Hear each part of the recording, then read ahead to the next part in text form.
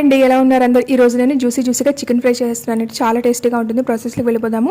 First chicken ఇట్లా నీట్గా clean చేసి పెట్టుకోవాలండి. ఉప్పు, కారం, పసుపు, అల్లం వెల్లుల్లి పేస్ట్ కూడా వేసుకోవాలి. బట్ ఆ వీడియో క్లిప్ మిస్ అయింది. ఇట్లా కలిపేసుకోవాలండి. తర్వాత నిమ్మరసం వేసుకొని ఒకసారి బాగా కలిపేసుకోవాలి.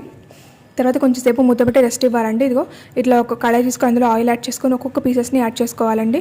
ఇంతకుముందు మన ఛానల్లో షార్ట్ వీడియోలో పోస్ట్ చేశాను చికెన్ ఫ్రై. అది ఒక రకం చికెన్ ఫ్రై, ఇది ఇంకొక రకం అండి. ఇది కూడా చాలా టేస్టీగా ఉంటుంది. ఇది ట్రై చేయండి. ఇట్లా ఫ్రై చేసుకోవాలండి చికెన్ని. ఇట్లా ఫ్రై చేసుకొని చికెన్ని ఒక ప్లేట్లోకి తీసేసుకోవాలి. తర్వాత ఇంకొక వాయి వేస్తున్నాను. ఇది కూడా లో టు హై ఫ్లేమ్లో పెట్టుకొని ఫ్రై చేసుకోవాలండి. చక్కగా ఇలా ఫ్రై చేసుకోండి.